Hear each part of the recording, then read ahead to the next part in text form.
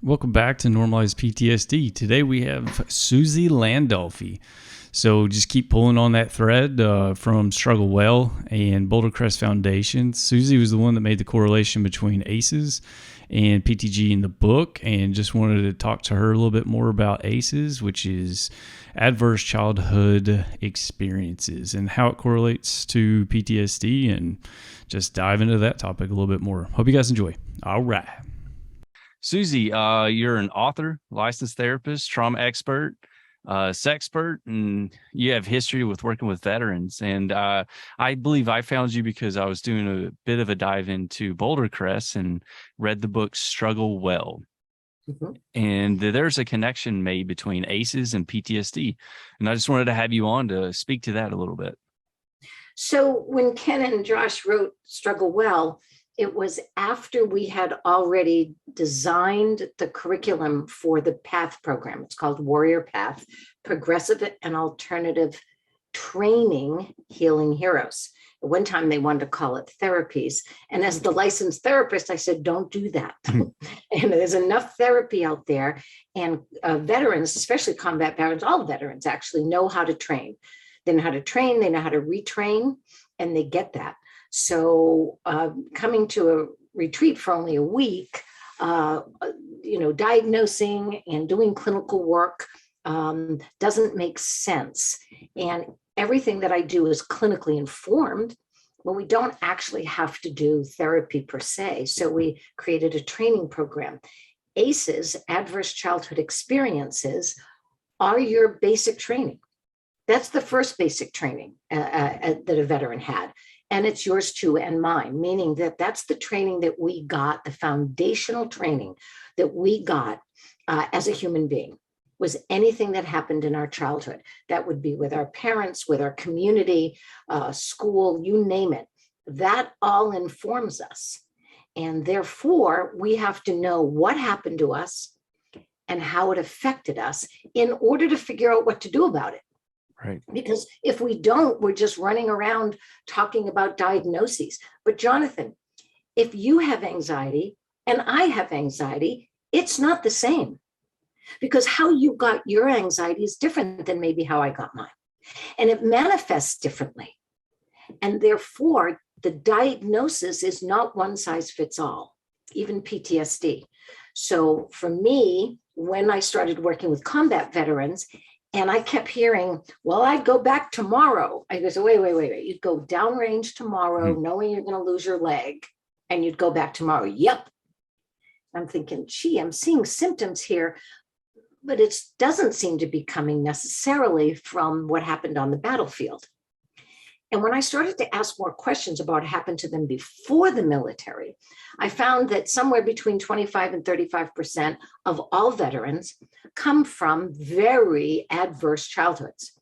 They have very high ACEs. I myself have a very high score of ACEs because we give a point for each trauma that you had to endure, from sexual abuse, neglect, poverty, having a parent that's struggling with substance use, you name it, there's a whole list. And that starts our way of being in the world. Now, just to throw the mix up a little bit here, those adverse childhood experiences also give us strengths and superpowers, which is why the book Struggle Well is so well balanced, because it talks about the effects that can hurt us and the effects that help us, which is called post-traumatic growth. So I got some great superpowers from my worst abuser. That's just a fact. So ACEs are absolutely imperative to understand, never mind the fact we discovered them because Kaiser Permanente was, well, actually, even before that, there was a doctor that was doing a whole research project on helping obese people lose weight. And so he did this program, and a couple of his clients and patients lost over 100 pounds. And then as they started to, create a new life, some of them put all the weight back on. And the doctor was horrified because he thought he had found this wonderful, successful program. So he sat down and he interviewed them. And he said, so let me ask you a couple of questions. And one of the questions was to this woman, at what age were you sexually active? And she got very quiet for a second. And then she said, 4. And he said, no. I want to know what age you were when you were sexually active. And the doctor didn't quite understand what was going on. She started to cry. She said, 4 years old, I was sexually assaulted and molested as a child. Wow. So that's why she put all the weight back on. The same thing happens with veterans and with all of us. So what I saw was that the worst thing that happened to these men and women wasn't always what happened downrange. As horrible as it was, getting blown up yourself, having your friend next to you get shot and killed, whatever it was, if something happened to you worse as a child, then that was your basic training. And that means that you went into the military with PTSD. So I want you to think about that for a second. Mm-hmm. You go into the military with PTSD, and the symptoms of PTSD actually are helpful downrange. I'm sure you sort of saw that in the book Struggle Well, right? Too, right? Is that, wait a minute, I'm hypervigilant. I'm always worried about something happening to me on the outside. Yep, that's called situational awareness. You have no tolerance for mistakes because mistakes mean death. Well, back home, dealing with your children and your partner, that's called abuse and irritability and criticism and judgment. When you're downrange, being absolutely focused on doing everything well is a superpower. So as we went through this, we realized that the true story of ACEs and PTSD is it's both. I always joke and say, never say the word but. I won't say, well, I had ACEs, but, and I go, no, if I'm talking about your ass, then I'm saying but. If I'm not talking about your ass or mine, then I'm going to say and. So ACEs, right, help create PTSD and post-traumatic growth. So the true story, the full story of becoming a human being is both. How does PTSD make ACEs worse, or like how does that work? I know that I've been diagnosed with PTSD, and I look back at my childhood, and I wouldn't really say it was overly adverse. There's definitely moments of struggle for sure. We didn't come for a lot, we had low income. Things of that nature. My biological father wasn't a very good person. He was actually really violent. But so wait a minute. Hang on there, John. I know we're gonna. There wasn't like you just minimized, like yeah, but he wasn't very present in my life. That doesn't matter. That's even worse. So now you have an abandonment issues. Father and the abandonment issues. And the only thing you can think of as a child is if I was good enough, he'd be here. There must be something wrong with me that he doesn't want to be here with me. Number two, when he does show up, he's abusive and violent. So you got a double whammy there, Jonathan. So I don't want you to minimize, right? I don't want you to minimize because and it's okay. So what I know when I mention my childhood, like I have friends that have amazing childhoods, and like there's not a lot of relatability between them and mine if we talk about it on paper. Mm-hmm. But when I look back on it, I've done a lot of therapy, and you think about hotspots, mm-hmm. and I process like everything in my childhood, and there's nothing that jumps out except for one time I made my mom cry. That upsets me. That like really like gets me a bit. And she did something nice. I was a spoiled brat and made her cry. And that's like the one memory that I have emotional attachment to still. So when I look back on my childhood, I see the way that I learned to deal with negativity. And it is, I guess, in a sense, like that and if something bad happened, I didn't really have the emotions attached to that. I felt like I wasn't good enough, and I think that's because when I was a kid, I learned from that adverse situation that's how you feel bad. You know what I mean? So when I progressed through my life, I dealt with it how I dealt with it, which I think was in a healthy way. And then I went to war. And then when I went to war, I noticed afterwards some of those adverse feelings came back, but it wasn't, it was When like, you downrange or when you got out? I would say it was immediately after my first combat deployment. I Okay. noticed there's a lot of irritability, a lot of aggression, like all that I thought was just a natural reaction to war. But it was later when I tried to be more introspective and, look inward, that I noticed a lot of that aggression and anger came from some feeling of I wasn't good enough, which is the feeling I had because we didn't have a lot of money or my dad left when I was a kid or something like that. But I knew deep down, I was like, that's nonsense, because I'm not arrogant, but I am confident, I You better work know what hard. you're good at so you can spend all your energy fixing the shit that's not. Exactly. Right? So I saw PTSD as an exclamation mark to the way I learned how to feel negativity as a kid, if that makes sense. Yes, I think it makes perfect sense. And like we're saying about PTSD, I mean, you chose to focus on normalizing PTSD, which I really appreciate. It's a natural reaction to an unnatural situation. Right. Right. It's like the deer after he runs away from the wolf and it doesn't get eaten, it shakes. Like you see animals shake off that fear. Like they Right. literally try to get it out of their body and then go about their day.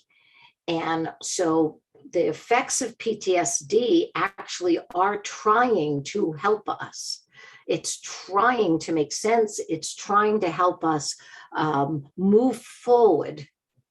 And the trouble is we ignore it instead of embracing it and said, oh, look at me irritable. Look at me, ruminating. Look at me feeling like I'm not worthy, that I could have done more on the battlefield, or I could have done more. You just said something so important. You said you made your mother cry out of all the things that happened in your life. You picked one thing that you did to make your mother cry, and you called yourself a spoiled brat. Yes. Poor children aren't spoiled. Spoiled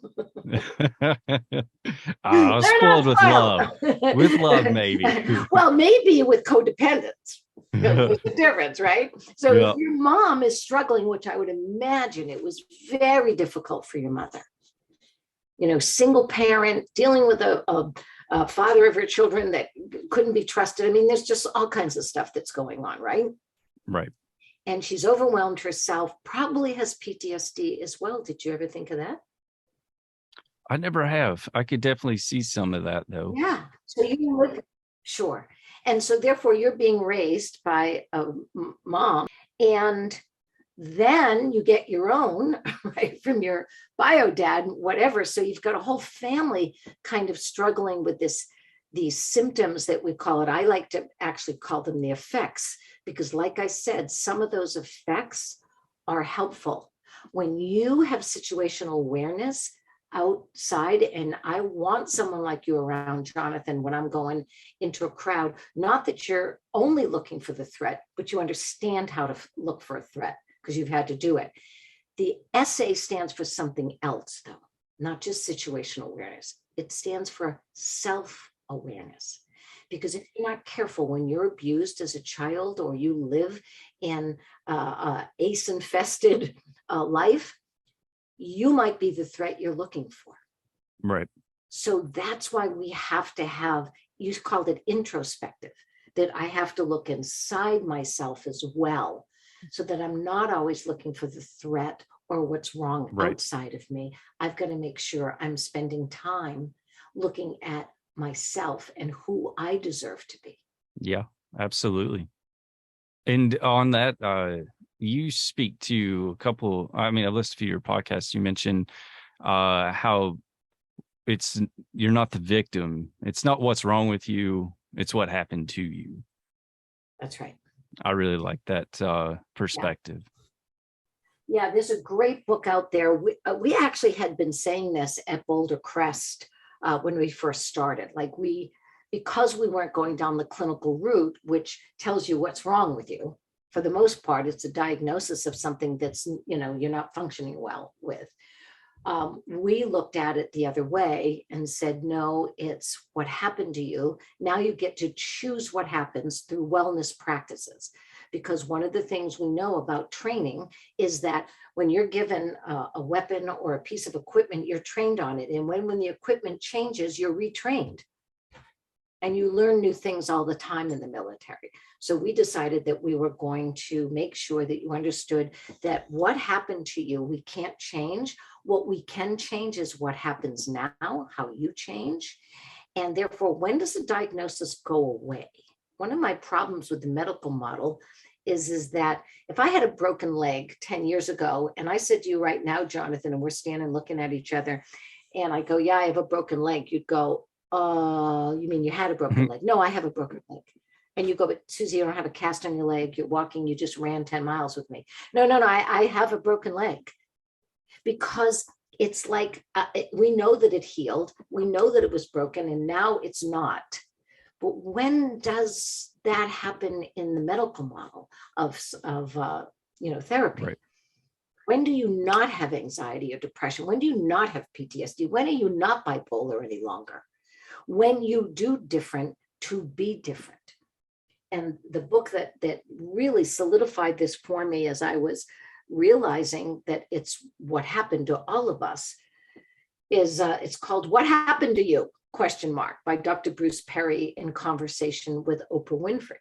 And for 30 years, the psychiatrist and neuropsychiatrist for children had been looking at that idea that, wait a minute, we're just diagnosing and trying to treat symptoms. We're not going back to the original issue.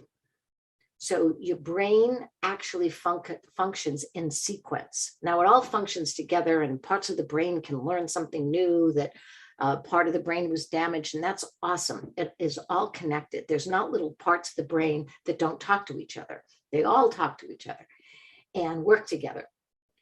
What's interesting, though, is that when you want to heal from childhood trauma or any trauma, you have to do it in sequence. And that's what we don't do in therapy. Like we might deal, say, for instance, substance abuse. You might, be drinking a lot. Well, and I actually work at a treatment center as well as a consultant and a teacher. And I say, yeah, we want you to quit drinking because we want to get to the source. That's the solution. Mm-hmm. Drinking was the solution to a whole bunch of issues. And then we have to go back, and I can be dealing with a 50-year-old woman, but I have to deal with her as a 16-year-old when she started drinking or when she was sexually assaulted. We got to go back and re-help that brain understand what happened to you. And it's so important. And this book talks about that. And I don't know if you've read the book, The Body Keeps the Score. It's also that your brain, your thoughts, your feelings, and your actions, your entire body works in concert with each other. I know we have all these specialties, eye, ear, nose, and throat person, and the heart person. But the fact remains is that by separating the body from everything, we're really not treating the whole being. So that's important to understand what happened to you, because that stomach ache that you had as a child every day, somebody might have treated it because they thought that you were allergic to something, when in fact the stomach ache was actually from the stress, from the violence in your family. Mm-hmm. So we got to be really careful how we treat people when we just give a diagnosis or we look at one aspect of the person, either in their brain or in their body. No, that makes sense. You speak to, there's two different types of people. There's the ones that can make change, and there's the ones that aren't looking to make change. I think you said in one of your podcasts, 38% of the population that don't want to understand where their emotions come from or how to fix those emotions. So speaking to that, if you're one of the type that is looking for ways to improve your situation, where would you point them to get started? Yeah, I can remember as a child realizing very young that my dad was one of those, I don't want to know people. I call them this, people who want to know and people who do not want to know. And if you try to wake up someone who is asleep and they don't want to wake up, they sometimes, wake up swinging, or in grumpy, or they blame you for waking them up. So it's the same emotionally and intellectually. If you're challenging or asking somebody to reconsider something that is terrifying for them to reconsider, they have a thought, they have a belief, they have a judgment, and they're going to hold on to that because it is absolutely terrifying for them to consider anything else. That's important to understand so that you're not always beating your head against other people's brick walls. Like, a person has a right to put up a brick wall and not take it down. That's their right. That's their boundary. I don't want to be that way. And I understand people that do. And some people die that way. Like, they just never really understand or know or be self-reflective. Got it. You asked the question of what do you do if you are a person who wants to know? Right. The first thing you got to do is hang out with other people who want to know. Mhm. So like, one of the things about an organization I'm the clinical director of, it's called Merging Vets and Players. And we put together combat veterans and retired and present professional athletes. Now, why was that the idea to put together? It was founded by Jake Glazer, NFL insider on Fox, and Nate Boyer, who was the Special Forces person who told Kaepernick that it's better to kneel than sit. Right. So those are the two guys that put this organization together. We're in 7 cities around the country. Anyway, the point being is that we have to be around peers that also want to know that and then we actually did this at Boulder Crest. So this is your new team. That's one thing the military does very well, and sports. You can't play this game by yourself. You need to get in there as a team. You need to work together. You can't go on that mission. So you need people who want to discuss and self-reflect and change if the mission needs to be changed, if the plan needs to be changed. They also do AAR. So they look at what they did well and what they didn't. Same in a sports team. Like, why did we lose that game? What could we do better? So those who want to know people, and you want to surround yourself with those. Actually, in the book by Dr. Perry, he says something that I really appreciate. He says, you don't need a therapist to heal. He said, all you need is a small group of dedicated, kind, loving, honest people. That's called peer-to-peer. And that's what Merging Vets and Players is. It's peer-to-peer. All of our path facilitators at Path Guides, we call them, at Boulder Crest, were all peers. I was the only non-military person. But remember, I had enough trauma to join the club. So therefore, I was a member of the healing group because I'm still healing myself. So that would be one of the things I would suggest, is you find someone who you can be honest with. Someone who's not going to criticize you, try to change you, and help. All they're going to do is support you finding your solutions, your answers, your betterment. You want to make sure that you find activities that help you physically, emotionally, intellectually, spiritually, and financially. I'll say that again. You want to find people and activities and treatment that deals with helping you heal physically, emotionally, intellectually, spiritually, and financially. Those all affect your life. And as a young man that went through poverty, you get that's important. Your resources, your financial and physical and emotional resources are important. So you want to make sure you find programs, organizations, any kind of people, whether they're in the medical field or not. There's a lot of great people in the medical field that can help. You want to read, you want to do some of your own personal study. And the most important thing you can do is you deserve to make a promise to yourself to commit and follow through with wellness practices. So here's what we now know about the brain. We now know that most of what you think about yourself was either done to you or told to you. Most of what you feel about yourself was either done to you or told to you. You've been walking around, I don't know how old you are, Jonathan, thinking you're a spoiled brat. You're not.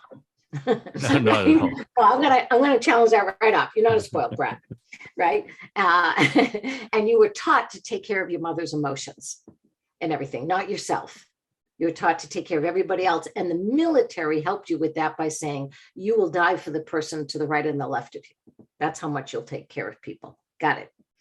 So now we have to understand that the way that our brain changes and our emotions change, and by the way, thoughts and feelings are the same thing. They're not different. They're the same thing. Is you have to do different to be different. I'm going to say it again. You have to do different to be different. So I was a yeller because I was yelled at. And when I decided to change me, I said, well, even though I feel justified in yelling, I can't yell anymore. I can't yell and call names. And I'm from Massachusetts. So we call ourselves massholes. That's how we revel in that idea that we're, can be that.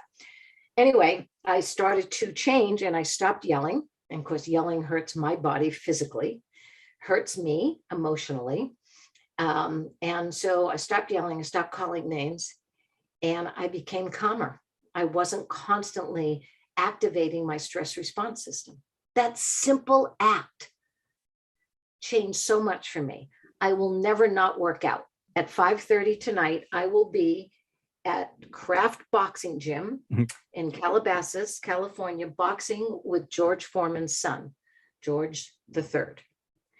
And I will be there 3 to 4 days a week. At Merging Vets and Players, we start every huddle where we sit down and talk about our issues and our feelings and our thoughts and how we're creating the life we deserve. But before that, we do a workout. We now know that strength training, specifically strength training, heals the brain quicker than anything else. Like everything helps heal it that you do physically. And actually, strength training is the most effective, the quickest, the most effective for the brain. Oh, wow. So when you ask, what do? We have to do different to be different. Now, I don't know about you, Jonathan, but I made a lot of promises to a lot of people because I wanted them to like me, and I followed through. And every time I made a promise to myself, I broke it. I'll go to the gym. Oh, I'll go tomorrow. And then I'll go the next day, whatever I promised myself a long time ago. And now I never break a promise to myself. I can piss and moan about going to the gym, and I'm still going. Yep. Because I said I would, and I know it's good for me. And I had a wonderful conversation. He's a wonderful man. His name's John Gordon, and he's does a lot of work on motivation and being positive. And I was joking with him one day, and he's helped MVP a lot. And I love his wife too, Catherine. You should look him up. He wrote a great book called The Energy Bus. And I said to him, I said, John, I don't believe in motivation. And he goes, what? Of course, he's a motivation speaker, right? So he's a little horrified. I go, John, I can't depend on it. It shows up sometimes when I don't want it to because I'm on vacation, and then it doesn't show up when I need it. So I can't depend on motivation. I don't know how to create it. I don't trust it. So I'm just going to make a promise to myself, and I'm going to follow through whether I like it or not. See, motivation sounds like you like it. Like it's like, oh, I'm so motivated and I'm so positive and I'm going to go and do X, Y, and Z. I changed because I said, I don't want to do this. I hate doing this. This sucks. I'm doing it anyway.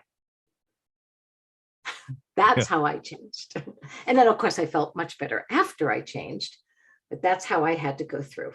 I'd love it. I didn't start seeing real positive change in my life until I started doing two things and doing them consistently.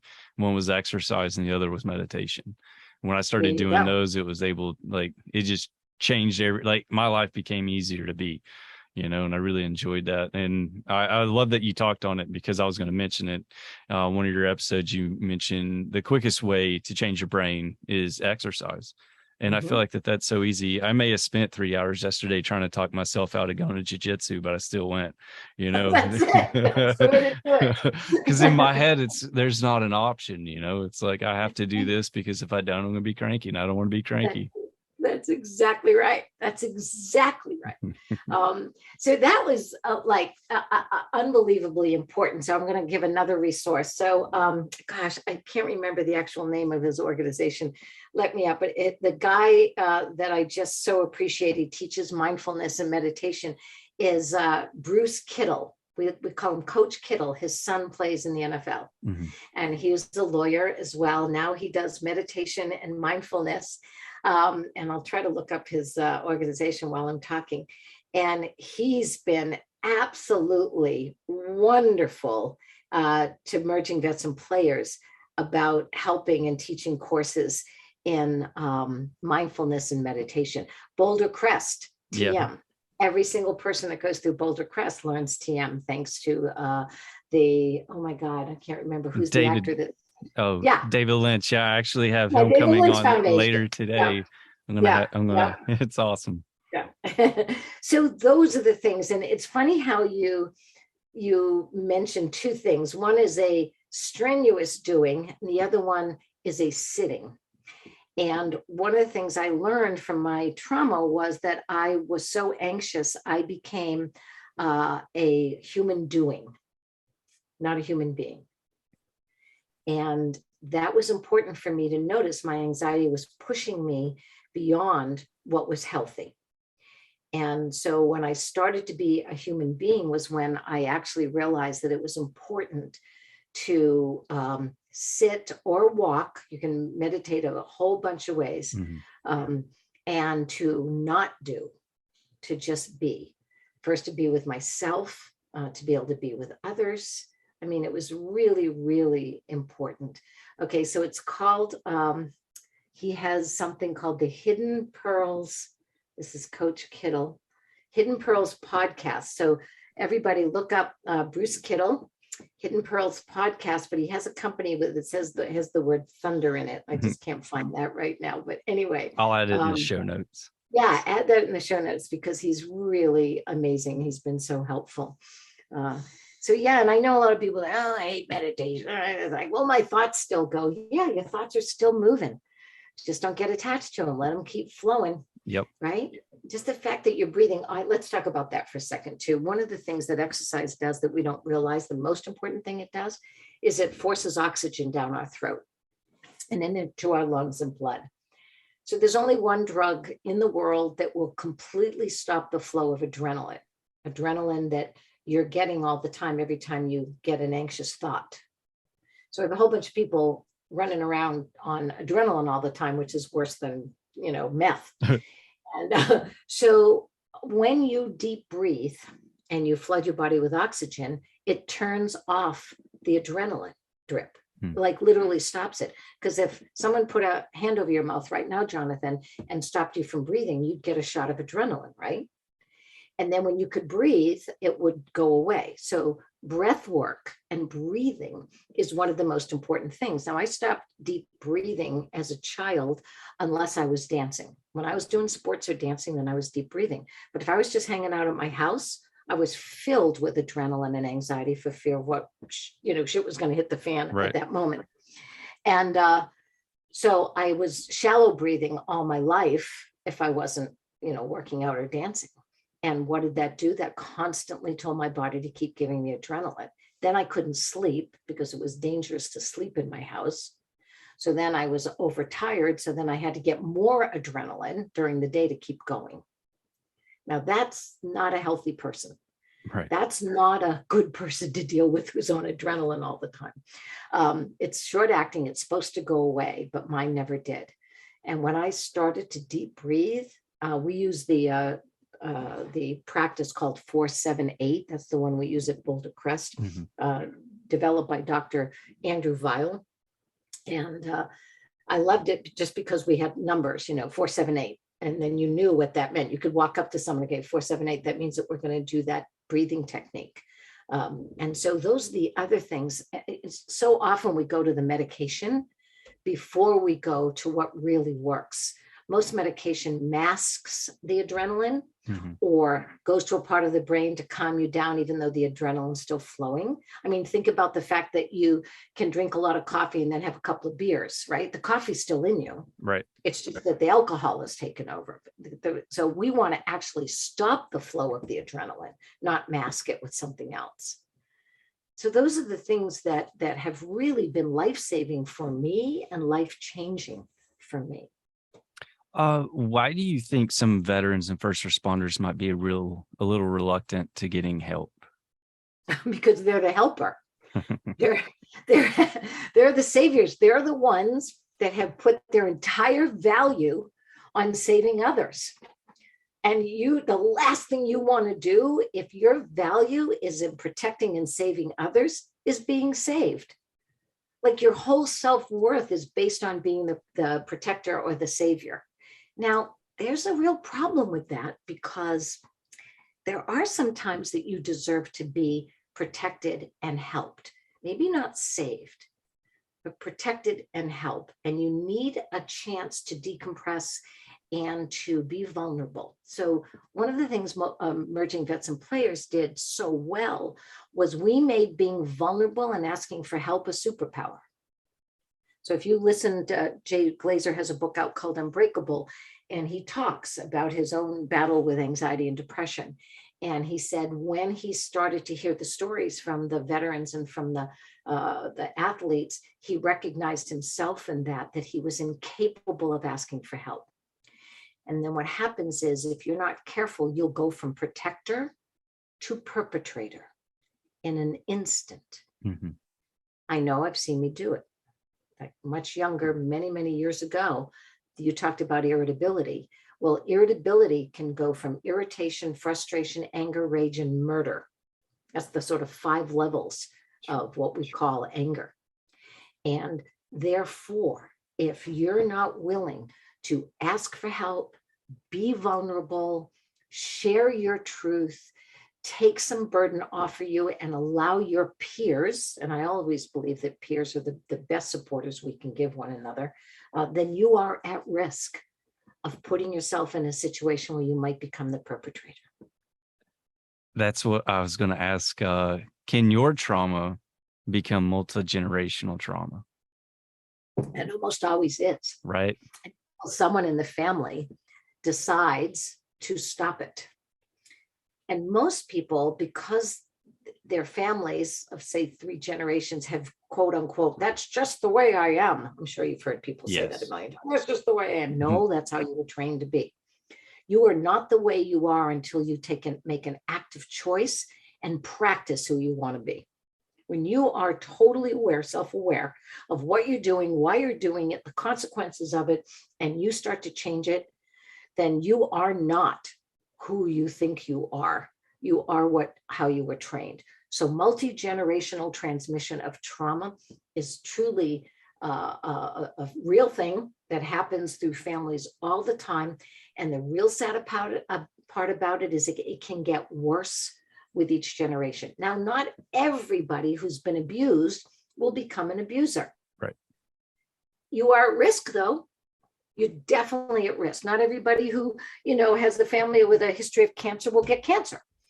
That's an autoimmune problem, by the way, when the body fights itself. So think about that for a second. It's not a thing, it's an anti-thing. Anyway, I think that we have to understand that multi-generational transmission of trauma isn't just in families. It's in countries and communities and neighborhoods. And I say that because there is something that a wonderful psychologist, Native American psychologist, I believe her name is Marie Yellowbird, she came up with the term historical trauma. So if you think of the Holocaust, you think of the genocide and Holocaust of Native Americans, you think of slavery, you think of women not having the right to vote, couldn't go to school. This is all historical trauma. That has a part in this too. You must put everything in context. So your poverty, Jonathan, your family, go back and take a look at all the generational trauma and growth, post-traumatic, Dr. Berry actually calls it post-traumatic wisdom. That's real too. But if we don't look at what also happens at race, gender, sexual orientation, culture, religion, you have to look at everything in terms of what is passed down generationally. Do you feel like maybe, I know I don't want to put them in the same wheelhouse. You spoke to like some really big historical, but I'm thinking more of PTSD historical trauma in the sense that the warriors, if they have PTSD, it's always been looked at as weak. Do you feel like that there's some sort of commonality there? Yeah, well, let's go back to what you said about the first responders and warriors. Yeah, there is, and remember, not always. It's only in the more European culture that it's that way. Mhm. Indigenous warriors always knew that they could come back from some kind of, battle or whatever and go through a ceremony. Mhm. In ancient times, people went through ceremony after a traumatic event or after a war, and they were allowed to process that in ceremonial way. We don't do that. So we tell you as military men and women to suck it up, Yeah. that you don't have the time, nor are you allowed. Well, what if we did do a ceremony where you're allowed to grieve? And I have to say something about PTSD in terms of we help create it, not from the traumatic event, but the fact that we don't honor that you just went through a traumatic event and give you some opportunity to deal with it. And one that happens all the time is I hear this all the time from military men and women that they have survivor's guilt. And I say, Mm. well, I get kind of graphic and I go, did you shoot your buddy? Well, no. Well, then what are you guilty of? I said, Yeah. it seems to me that you're confusing guilt with grief. Yep. You did it as a little boy. I was a spoiled brat. I made my mother cry. You felt guilty. As opposed to grieving that you were both sad, that you were both struggling. So we don't have, and people who are fighting for others and protectors, they don't have guilt. And I'm sure that mistakes were made. Don't get me wrong. I'm all about owning mistakes. What we really have is survivor's responsibility. First, you have to grieve. And then you have a responsibility to live a life in honor of those people that died, Right. that were killed. So you do have survivor's responsibility. You absolutely have that, and that can help you grow. That is a gift of the death of loved ones that we can build on. And then we don't have so much multi-generational transmission of trauma. We can have multi-generational transmission of responsibility. Yeah. I have friends that use that for motivation. You don't like motivation, but every now I just don't trust it all the time. I like it. I just don't always have it. I'll be like, I'm not feeling the gym later today. And they'll be like, well, Studer would go. And that's someone that we lost while in Afghanistan. I'm like, you're right. Off we go. That's brilliant. I know. That's I love it. Brilliant. It'll definitely Yeah. fire me up because they don't have the option and the choices to be better people because they lived the life that they lived up to the point where it ended. And now we have to be better for them and for ourselves. And I want to say something about suicide because I think it's absolutely imperative. Right. So if 25 to 35% of all combat veterans come down with PTSD and struggle when they come back home, let's look at it this way.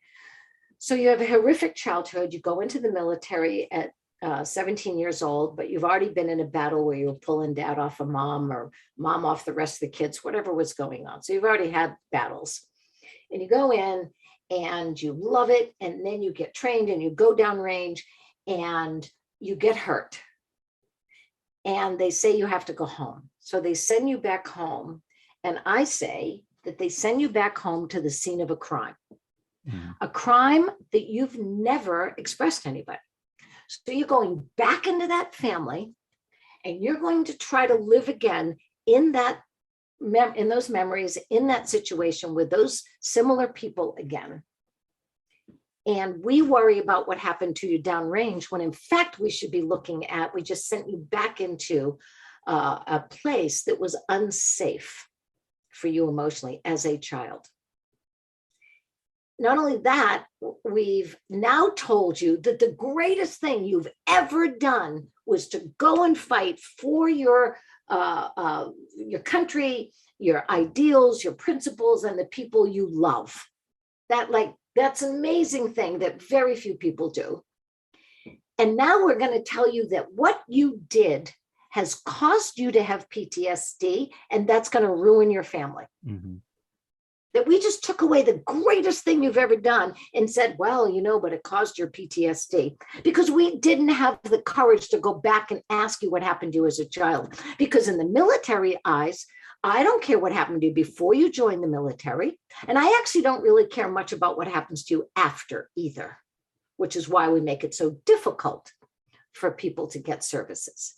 So there's a big disconnect. And if you can hear my little bit of frustration in that, like in basic training, Jonathan, think about if in basic training, we actually helped men and women understand what happened to them before they came into the military, how it could hurt them if they don't process it, and how it can help them be a better soldier. Right.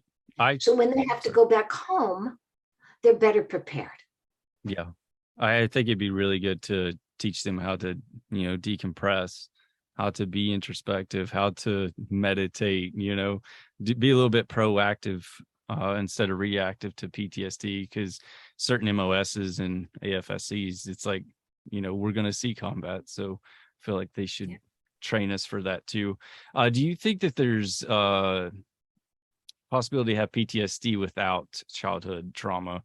Because I'm looking at, I know my childhood was poor, but overall, like my mom didn't do anything but love and love hard, So it's hard to see that. I don't know. I'm just curious for that. Okay, so PTSD has been defined as a traumatic event. Right. So remember, psychology has to change all the time. It has to evolve, because remember, it started out as basically modern psychology started out in Europe with old white European men, right? For the most part, because women couldn't, we couldn't even participate. So they used to drill holes in people's heads to let the demons out. That's how psychology started. So I just want to point out, we're not always right. Yep. Right. Up until 1973, being gay was a mental health disorder. It was in the DSM up until 1973. All right. So with that said, our definition of PTSD has to expand. So Josh Goldberg, and I won't tell his story, but he helped write the book Struggle Well, right? And I used to joke with him all the time, because he was one of those people that said, oh, I had a great childhood. Mm-hmm. Yet he suffered from, and he writes out of the book, from anxiety and depression. So there's all kinds of trauma. And you're right, it doesn't always have to be childhood. It can be any event, including war, environmental, and it also can be benign but consistent. And this is what I mean by that. You can grow up in a family or in a business, an organization that I call a yabat organization or family. And that yabat creates 1,000 emotional paper cuts. Mm-hmm. So some of the worst depression can be caused by people having to listen to this. That's really good, Jonathan, but why didn't it? Well, wait a minute then. It wasn't great, because you just took away, but takes away the first part of the sentence. Always has. Yeah. So 1,000 emotional paper cuts looks like a constant drip of you're not good enough.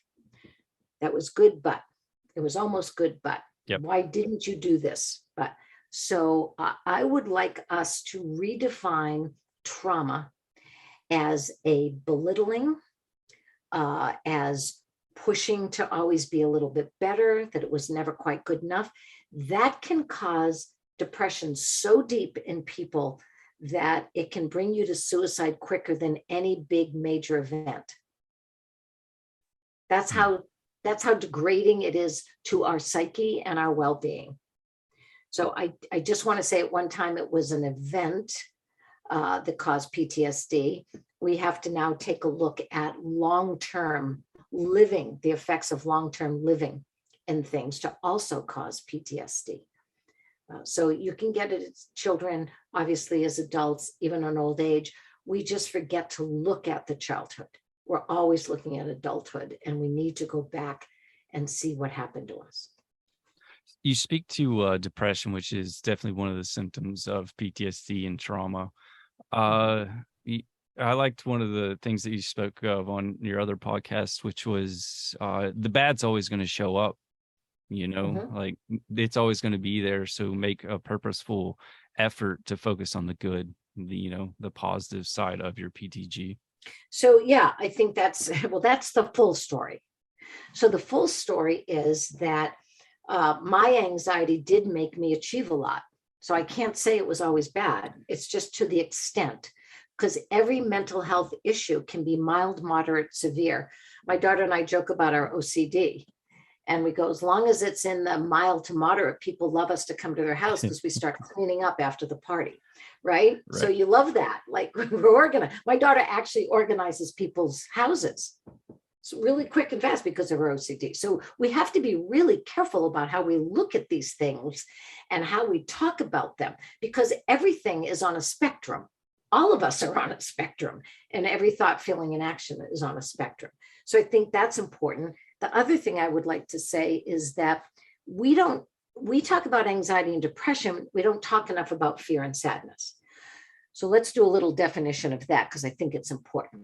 When you're a child, you have three primary emotions. We're all born with three primary emotions, much like there's only three primary colors. And I can prove that to you right now about the colors, because if I gave you a red, yellow, and blue crayon, you could make 6 colors from that, because blue and red make purple, and blue and yellow make green, and red and yellow make orange. Do you believe that? Do you know that to be true?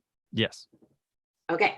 So you know that you can't make yellow, can't make red, can't make blue. There's no way to do that. You can make different shades of it, but you can't make that.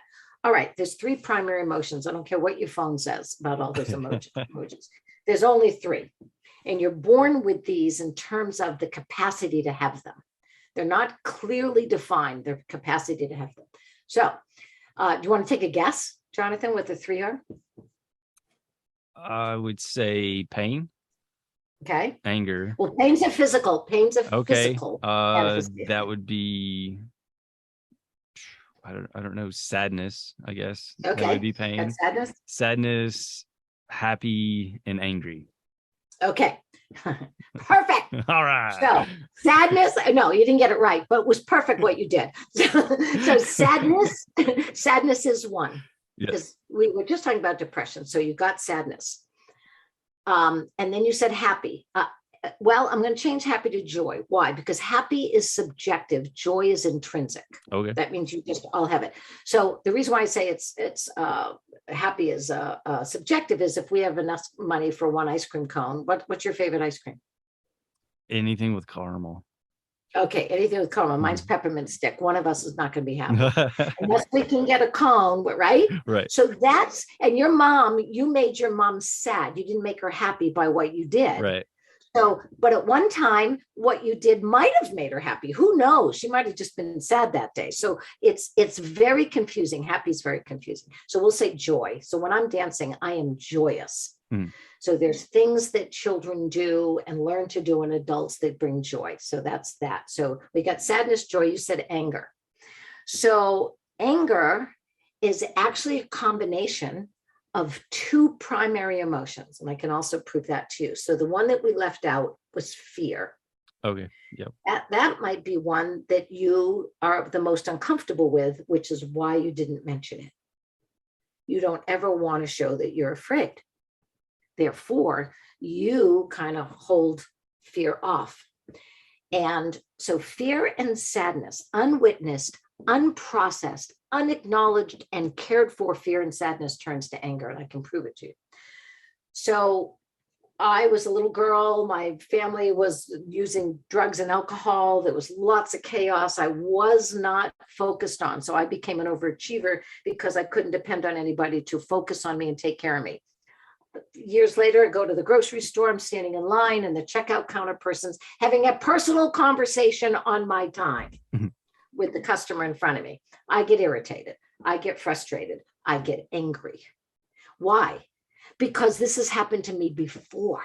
Right. When people don't recognize that I need help, it's my turn, and they're not doing their job.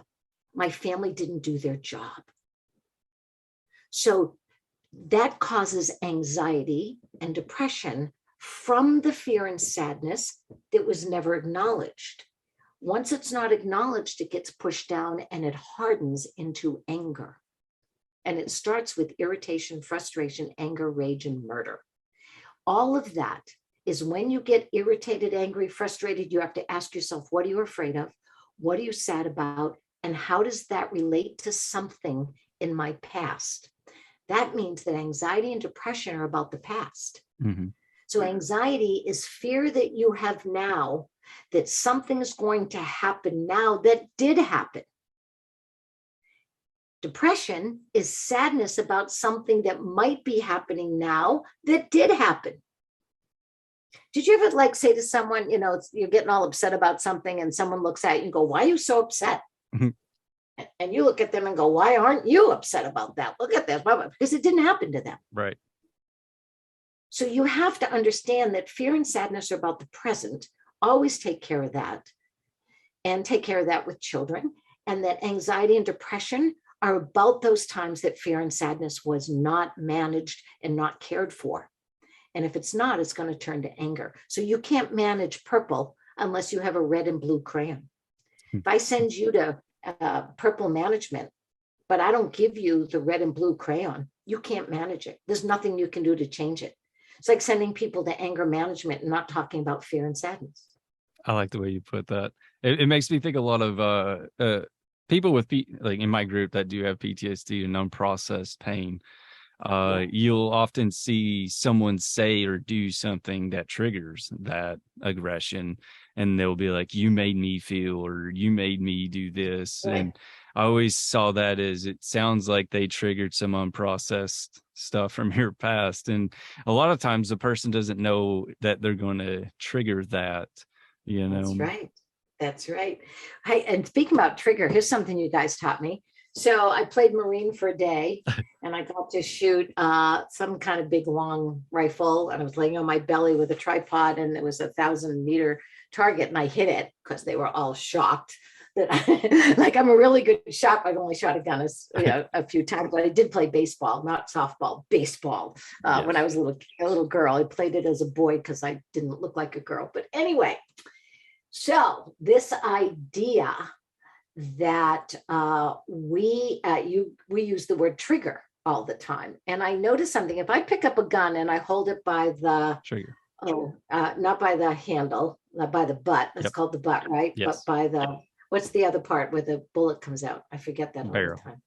The barrel. That's it. Yeah. I knew that. I don't know if it's I'm older, I'm just, a civilian, which irritates me sometimes myself. So anyways, if I pick up a gun, I hold it by the barrel, I cannot put my finger on the trigger. Would you agree with that? Absolutely. That's all right. Yeah. So I got to pick it up by the butt. Right. I got to pick it up by the butt in order to put my finger on the trigger. So here's what I say about triggers.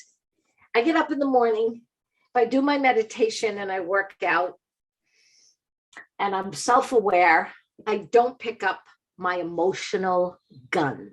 Mm-hmm. I don't pick up all that shit that, when I go into the grocery store, I take some deep breaths before I go in. And if someone is having a personal conversation, I just smile now. And I let them have that conversation. Because I left my emotional gun home. So I can't get triggered if I don't have the gun. I like that. I like that a lot. And for someone that may always have that gun on them, or how would you tell them to be like, this is what I'd recommend to get your emotional control, get that practice self-awareness. Know that you get irritated when you drive. Yes. Because that fear and sadness of people blocking you, holding you up, not staying in their lane, whatever it is, it's a metaphor for what happened to you in your life. Yep. At any time in your life. So driving is about moving forward and having to share the road, and people making bad decisions and putting your life at risk, whatever, or slowing you down, whatever it is. That's all a metaphor for what happened to you. Because if you get angry driving, you got to take a look at all those metaphors, right? Right. So what do I have to do to not bring the gun with me as I go, I'm going for a road trip today. And I'm going to be driving a lot. You know how I feel about other drivers. So I'm going to put music on. I'm going to meditate. I'm going to be aware that I could be the most dangerous person on the road if I take my gun with me, my emotional gun. Yeah. No. So that's the practice. I agree. And consistency. Yep. Do it all the Yep. time. It's being self-aware. It's being like, you guys prepare all the time. Yeah. You guys are into prevention and prepare. Like, what if this happens? And then you get home and you don't? I know, right? And then you just That's get a late. superpower. And that's we need you. Same. And when people get out of the military, get out of the police, and stuff like that, then they stop doing all of it. I can't count how many of them I've seen that are fat. And I don't mean that in a bad way. Like, these are like my brothers and sisters. And it's like, they just stop doing all of it, and I'm like, cool, Yeah. get back at it. Last question for you. When someone's looking at themselves and, we're always getting the bad and we're always forcing to see the good. But for someone that sees a mountain of bad and it's just like overwhelming, how would you tell them to get started?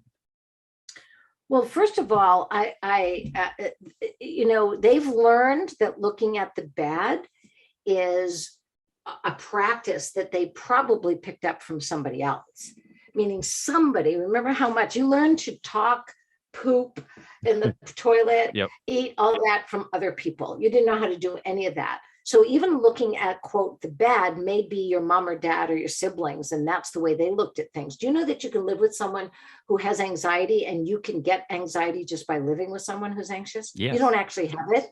You just are living with someone that has it. So I would say the first thing you want to do is, it's a protection. Looking at the bad is a protection. Now, the trouble is, if you're always looking for the bad, then you're going to miss the good.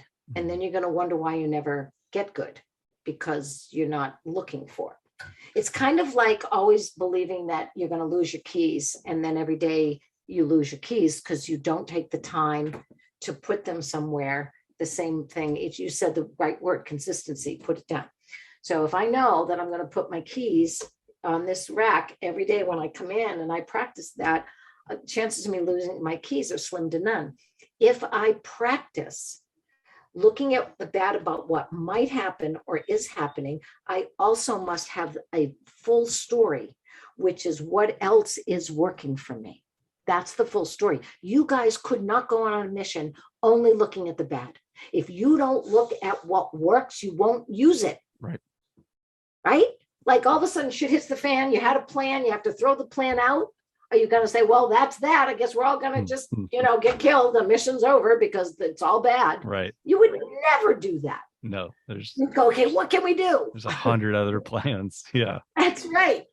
So that person has that power. It's just they forgot. And to wrap it up, how do we get more of Suzi? Like, how do we get in contact with you? How can we help you? I love the organizations that you're working with. And funny story, I met Jay Glazer probably 2 months ago, and I read his book, and it was at a random elevator in Vegas, and he was there for the draft. And I fangirled out pretty hard for about 5 minutes talking about it. But how do we help you and get more involved? All right. So I'm going to give you, and you can put this in the notes, my email. Yes, so you ma'am. can have my personal email and get in touch with me that way. And it's Suzi, Suzigma, Suzi Gma, because my grandson calls me Gma, at gmail.com. So Suzigma at gmail.com. That's one way. Check out, if you are a combat veteran or professional athlete, check out vetsandplayers.org, vetsandplayers.org. And you can become a member for that. I do have a website. I don't use it a lot and I'm on social media as Suzi Landolphi, Suzi Landolphi, Landolphi. Of course, some immigration officer spelled it wrong. There's no PH in Italian. It's supposed to be FI, but it's PH. So that's how you find me. And I love when people contact me. I have a podcast as well. I guess everybody's going to have one pretty soon. Exactly. That's important. You would expect that, toddlers will have them soon. And so Jonathan will get you on, and so that we can have some more discussion, and people are welcome to email me anytime. I'm always happy to be, and remember, I'm in this with you, meaning I'm still healing. I'm still growing. And I will never ask anybody to do anything I haven't done or I'm not doing. I'm not the medical model. The medical model says, I can tell you to quit smoking, quit drinking, and lose 100 pounds. I can go home that same day and smoke a pack of cigarettes, drink a bottle of wine, and eat an entire cheesecake. Mm-hmm. That's allowed. I will not do that. Exactly. I feel like being a good person takes certain decisions, but it's equally, you make the same decisions to be a bad person, So you have to pick, like, one's going to make you feel better. One's going to make you feel shit. Do the one that makes you feel better. Let's be better. I appreciate it, Suzi. And on that, we'll wrap it up. Bless you. Thank you, Jonathan. This has been a real joy. I know. Same. I like your energy. I like the passion that you bring. It's awesome. Thank you. Bless you. Yeah, have a good one. And I'll talk to you again soon. Thank you. Bye-bye. Bye-bye. And with that, we're going to wrap things up with Suzi. I really hope you guys enjoyed that. Suzi's everywhere on the internet. She's really a delight to talk to. She's high energy and really knowledgeable. So I enjoyed that. Looked into her foundation that she's working with Jay Glazer. That's a pretty cool thing. Check it out in the show notes. And yeah, we're going to wrap things up. Hope you guys enjoyed it. Thanks. Bye.